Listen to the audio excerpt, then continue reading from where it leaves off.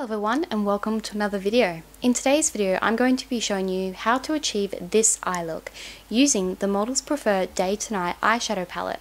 I'll also be giving you my thoughts on the palette and whether it's worthy of purchase. First I'm going to start by priming my eyes the way that I usually do and the way that you're probably used to seeing me do.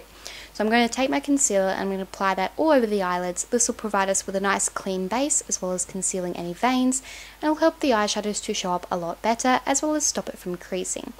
So once I've applied the concealer, I'm then setting it with a translucent powder as moisture will cause your eyeshadow to crease throughout the night.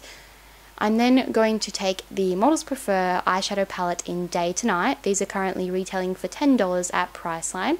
And I'm going to start with the shade Hot Date, which is a matte transition shade. It's more of a brown colour. And using the brush that this palette comes through, I'm going to take the fluffy side and apply that all into the crease and slightly onto the lid. Doesn't really matter too much. We're just using this to transition.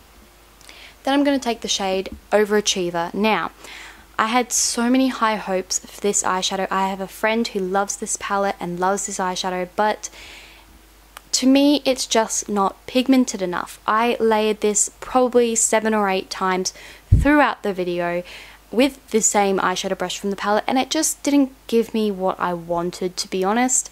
I don't know if it's just because I've been using some really high-end eyeshadows lately, and I just haven't used drugstore eyeshadows in a while, but it just underperformed for my liking.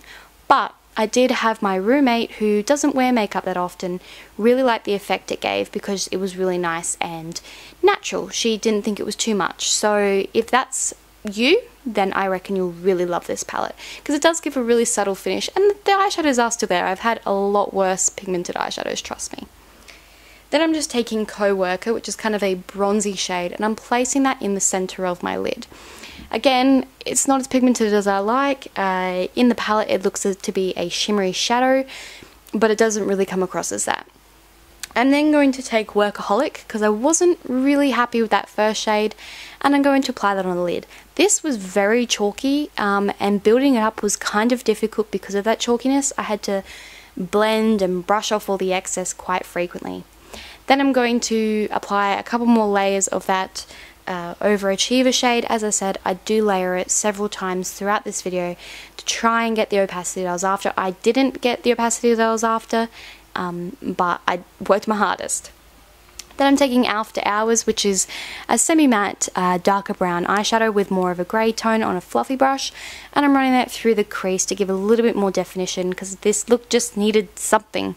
I don't know, I think I'm just used to more overdramatic looks lately perhaps.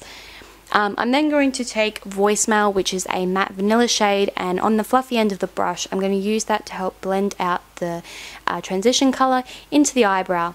I think the other issue I have with these eyeshadows is that once they are blended they look kind of muddy and you can't really discern one colour from the other. Again, I'm layering that Overachiever shade, trying to build that colour up.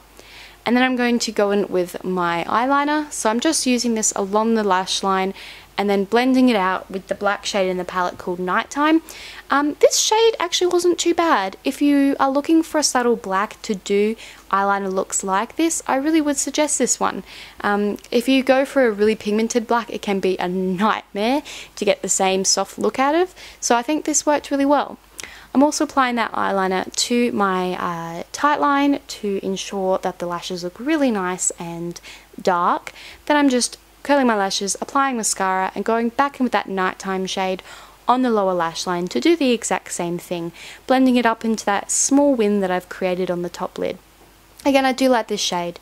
Also to be said about these shadows, they didn't really last all day, to be honest. They just weren't that great. I am not going to be purchasing the other 2 palettes in this line, but if you do prefer more subtle makeup, then I really do suggest this palette. I think it's a really great beginner's palette to use.